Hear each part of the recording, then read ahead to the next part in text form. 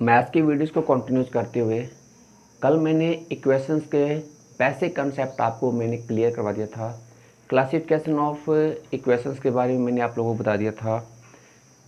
Classification of equations के बारे में बताया था। मैंने बताया था आप लोगों को कितनी तरह की अपने पास इसकी टाइप्स हो सकती है। पहले लीनियर इक्वेशन बताया था मैंने, फिर उसके बाद में क्वाड्रेटिक इक्वेशंस बताया था, फिर मैंने क्यूबिक बताया था, फिर बाई क्वाड्रेटिक बताया था। मैंने लीनियर इक्वेशंस के मैंने बताया था, इसकी आगे फैमिली और बढ़ गई थी। तो अपने पास से लीनियर जो इक्वेशंस की फॉर्म होती है वो अलग अलग तरह की बनती है अपने पास से। उसका जो काफ़ी इम्पोर्टेंट जो कंसेप्ट है, जो पेपर के लिए बहुत ज़्यादा इम्पोर्टेंट है, एग्ज़ाम में वो उठाते हैं, वो वहाँ से पेपर में लेंगे श्योर। तो वो आपका बनता है pair of linear equation with two variable. Punjabi में क्या बोलते हैं, दो चलों वाले रेखीय समीकरण। अब मैं इसको ज़्यादा एक्सप्लेन नहीं करूँगा, आप लोगों को पीछे मैंने बता दिया था, वो आपने पहले उस वीडियोस को देख लेना, आप उसको क्लियर कर लेना, फिर आपको ये कंसेप्ट आपको आगे आएगा, अदरवाइज़ नहीं। तो अब देखते अपने पास, जैसे हमारा स्टैंडर्ड है ना, हम ब्रांडेड इंसान हैं, तो मैथ्स का भी ब्रांडेड है, मैथ्स का भी स्टैंडर्ड है। तो उन्होंने बोला भी मेरी भी स्टैंडर्ड फॉर्म होनी चाहिए। तो pair of the linear equation with two variable, दो पर्सन मिलेंगे यहाँ पे आप लोगों को। कल मैंने बताया था आपको, इसी में दो इक्वेशंस गिवन होंगे अपने पास। फॉर एग्जांपल मैं लिख देता हूँ 2x plus 5y minus 5 equal to 0। एक अपने पास लिख दिया 3x plus 6y minus 10 equal to 0। ये पहली है तो इसको मैंने 1 इक्वेशन लिखा, ये दूसरी है तो मैंने इसको सेकंड लिखा। इसका स्टैंडर्ड फॉर्म क्या होगा, अब इसका स्टैंडर्ड फॉर्म भी देखो।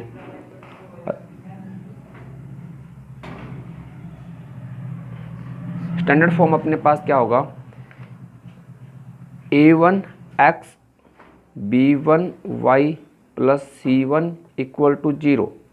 फर्स्ट है ना, तो इसको मैंने लिखा a1x plus b1y plus c1 equal to 0।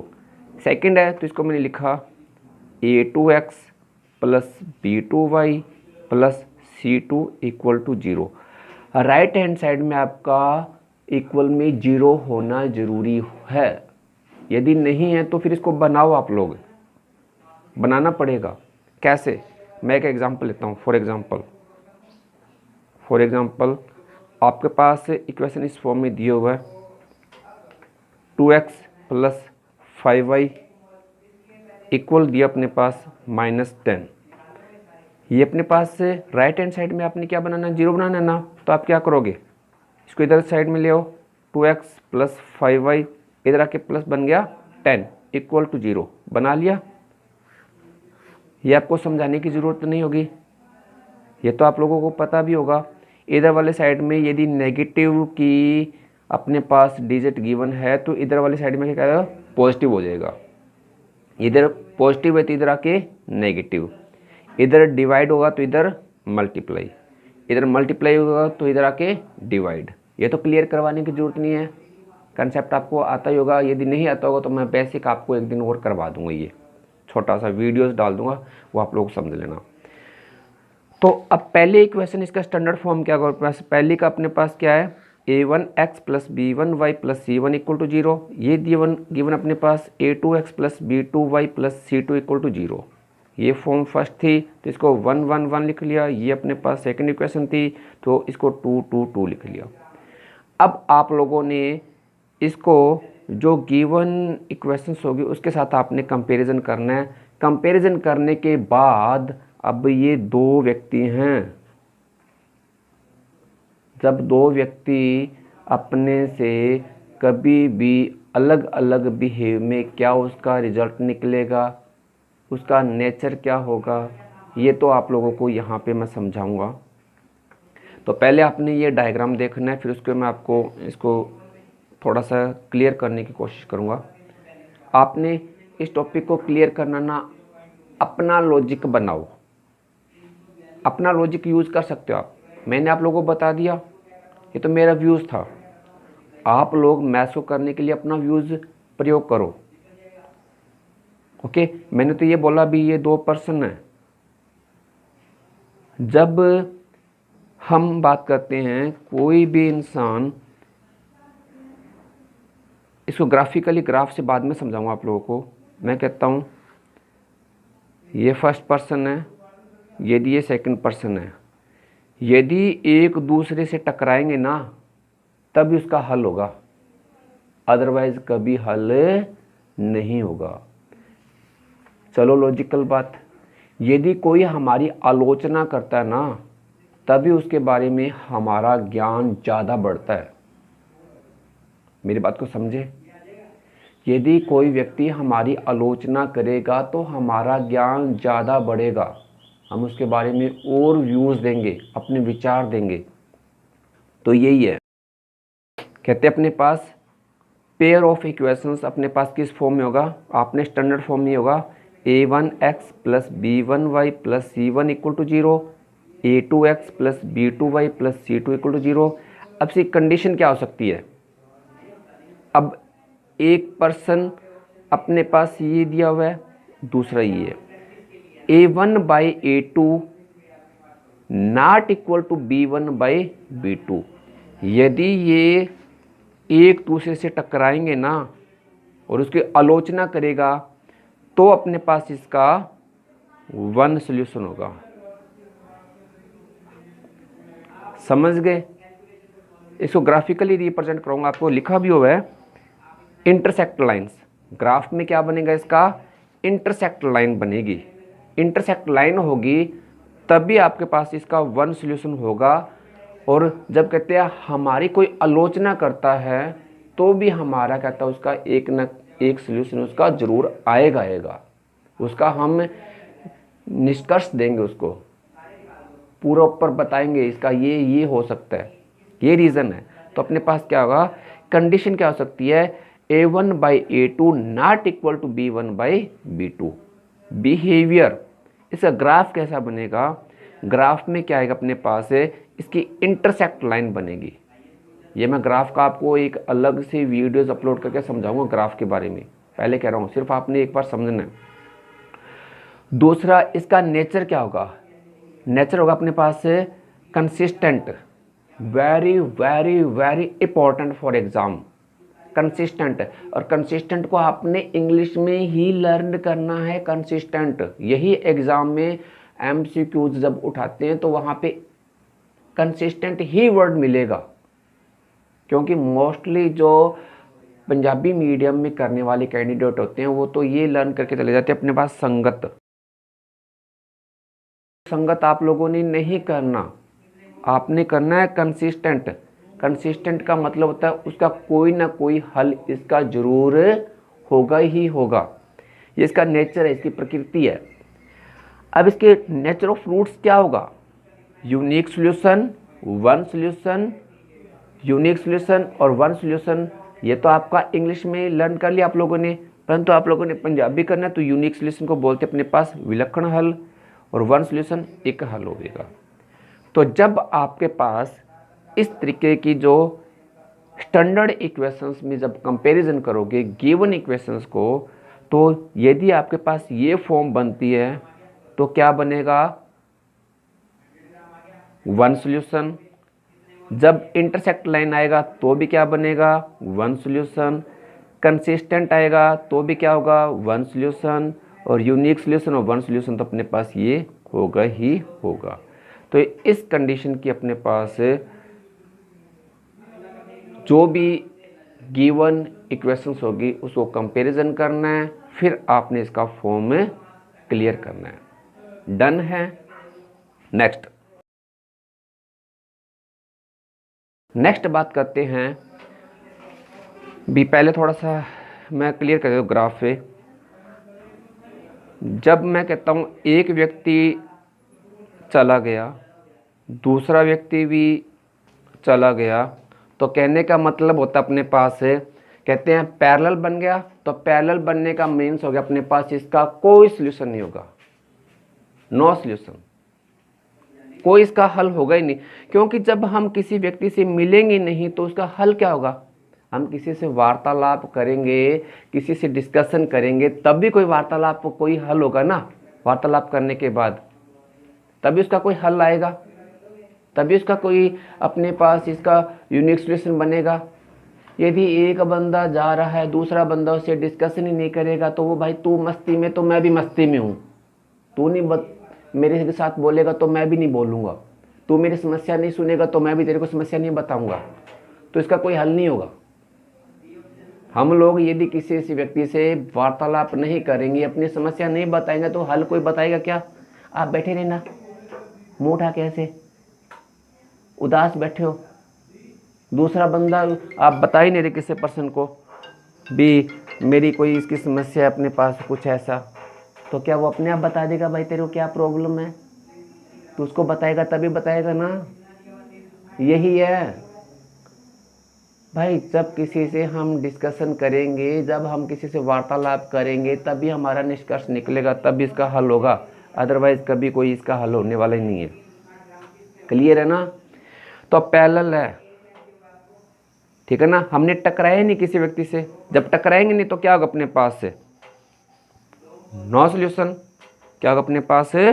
No solution, कोई हल नहीं होगा। जब कोई हल नहीं होगा तो इसका नेचर क्या होगा? Inconsistent. Very very very important. मैं पहले कह रहा हूं आपको, एग्जाम में चाहे वो ईटीटी कैडर का हो या फिर अपने पास कोई भी एमसीक्यूज इस चैप्टर में से बनता है, तो आपको यही वर्डिंग मिलेगी, कंसिस्टेंट या इनकंसिस्टेंट या कंसिस्टेंट डिपेंडेंट। डिपेंडेंट क्या होता है अपने पास, ये मैं आपको बाद में बताऊंगा। जब ये लाइन अपने पास ऐसा बन रहा है तो अपने पास ये कौन सी लाइन अपने पास है? पैरेलल लाइन हुई। तो पैरेलल लाइन मतलब कहता है इसका कोई हल नहीं होगा। वो भाई तू मस्ती में तो मैं भी मस्ती में हूँ, मत मिल, मैं भी नहीं मिलूंगा, तो रहे अपने स्वभाव में, हमें क्या।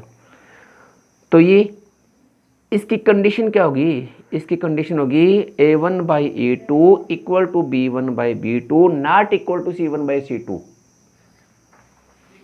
भाई पहले तो आप ऐसे चल रहे हो, बाद में आप जब कहीं जाने के बाद कुछ मिलते हो या नहीं मिलते, व्यूज़ आपके मिलते या नहीं मिलते, तो उससे हमें क्या लेना देना, उससे कुछ नहीं है, ठीक है ना। तो इसका अपने पास पैरेलल लाइन बनेगा, ये कंडीशन होगी, तो इसका क्या होता है अपने पास नो सॉल्यूशन। एंड वाला जब बात करता हूँ मैं, जब हम किसी के डिपेंडेंट हो जाते हैं अपने पास, बोला भी भाई मेरे को ले चलना साथ के साथ, वो उसको फॉलो कर रहा है, ओके, उसी का फॉलो कर रहा है, तो उसके कुछ बहुत ही हल होंगे अपने पास, जैसा वो कहेगा वैसा करेगा। चल, अब कोई किसी के डिपेंडेंट रह के अपने पास कोई काम करता है तो वो उसको तो भी जो कहेगा वैसे करेगा ना। चल रे मेरे लिए काम कर, हाँ जी करता हूँ, चल मेरे लिए कर, हाँ जी करता हूँ, चल मेरे लिए ये कर, हाँ जी करता हूँ, चल मेरे लिए काम कर, हाँ करता हूँ। तो इसके मैनी सोल्यूशन होंगे, infinite many solutions, infinite many solution होंगे। जैसा कहेगा वैसा करता रहेगा, जैसा कहेगा वैसा करता रहेगा, उसकी काफ़ी वैल्यू आती रहेगी, तो इसे बोलती है इनफाइनाइट मैनी सॉल्यूशंस। तो इसकी कंडीशन क्या होगी अपने पास? तो कंडीशन होगी अपने पास A1/A2 equal to B1/B2 equal to C1/C2। Okay, अपने पास इसका बिहेवियर क्या होगा? Coincident lines. कोइंसिडेंट लाइंस मतलब कहता है संपाती रेखाएं होगी इसमें। कोइंसिडेंट लाइन मतलब इसी के ऊपर चल रही है ना अपने पास, तो इसको कोइंसिडेंट लाइन बोलते हैं ग्राफिकली से। ये आप लोगों ने लर्न करना है, intersecting line, parallel line, coincident line, यही पेपर में दिया जाएगा आपको। मैं आपको एमसीक्यूज दूंगा, तब देख लेना, आप क्लियर कर लेना। ये बात पहले कह रहा हूँ, मैं समझा रहा हूँ आप लोगों को, ओके। क्रेम नहीं करना, अंडरस्टैंड करना है, लर्न करना, आप लोगों ने समझना है, अपना लॉजिक, अपने बिहेवियर में अपना लॉजिक प्रयोग करते हुए अपने मैथ्स करना है। अब बात करूंगा मैं कंसिस्टेंट डिपेंडेंट, संगत हल होगा, ओके। कंसिस्टेंट डिपेंडेंट, कंसिस्टेंट होगा परंतु क्या होगा? डिपेंडेंट होगा। क्लियर? नेचर ऑफ रूट्स क्या होगा? Infinite many solution. गुड। तो ये अपने पास इस तरीके की कंडीशन रहेगी अपने पास। इसके एग्जाम्पल मैं आप लोगों को एक एग्जाम्पल दे देता हूँ। अभी आपको एग्जाम्पल से मैं क्लियर करता हूँ अपने पास, फिर आप लोग समझना भी इसमें से कैसे अपने पास। पहले एक एग्जाम्पल दूंगा, फिर उसके बाद में एमसीक्यूज दूंगा, तब आप लोगों को समझना। मैंने लिखा है 2x plus 3y equal to 7। Pair है ना, फर्स्ट इक्वेशन हो गई। Second 5x plus 3y equal to 10, ये कौन सी होगी अपने पास, सेकंड। मैंने आप लोगों को क्या बताया था, आपने राइट हैंड साइड में 0 ही बनाना है, तो बना लो आप। पहले को लिखो 2x plus 3y minus 7 equal to 0, 5x plus 3y minus 10 equal to 0। ये फर्स्ट इक्वेशन है, ये सेकेंड इक्वेशन अपने पास। स्टैंडर्ड फॉर्म, इसका स्टैंडर्ड है ना, स्टैंडर्ड फॉर्म में कंपैरिजन करो तो a1 क्या है अपने पास, ये देखो अपने पास ये a1x plus b1y plus c1 equal to 0। ये था a2x plus b2y plus c2 equal to 0। पहला ये है, दूसरी इक्वेशन ये है। पहले को इसके साथ कंपैरिजन करो, x के साथ क्या लगा हुआ है a1, तो a1 के बराबर क्या आया 2, b1 के बराबर y के साथ अपने पास क्या लगा हुआ है 3, और c1 ये नेगेटिव साइन है तो भाई नेगेटिव साइन है ना, यहाँ पे पॉजिटिव है ना, तो इसको आपने ये ध्यान नहीं देना, ये नेगेटिव है तो नेगेटिव लगाओ इसका साइन साथ में, ये -7। a2 क्या अपने पास 5, b2 क्या है मेरे पास 3, और c2 क्या है -10। अब करो a1 by a2 equal to b1 by b2 equal to c1 by c2। लिखो 2/5, 3/3 -7 बाई -10, माइनस से माइनस कैंसिल हो गया अपने पास, यह क्या बन गया 1। 2/5 है, यहाँ पे 1 है, क्या इक्वल है क्या नहीं है ना, तो क्या होगा अपने पास क्रॉस का लगा दो साइन। तो इस कंडीशन में अपने पास क्या बन गया, यूनिक सॉल्यूशन या वन सॉल्यूशन। बिहेवियर क्या होगा, इंटरसेक्ट लाइन होगा। नेचर क्या होगा, कंसिस्टेंट होगा। क्लियर है, डन है। तो ये आप लोगों ने करना है। इसके जब एमसीक्यूज दूंगा तो इसके डिपेंडेंट बहुत ही सम बनेंगे आपके, बहुत ज़्यादा। ये आपको कंडीशन गिवन होगी और आप लोगों ने इसका ऑब्जेक्टिव टाइप क्वेश्चन में ABCD ऑप्शन में आपको इसको टिक करना होगा। Okay, thanks.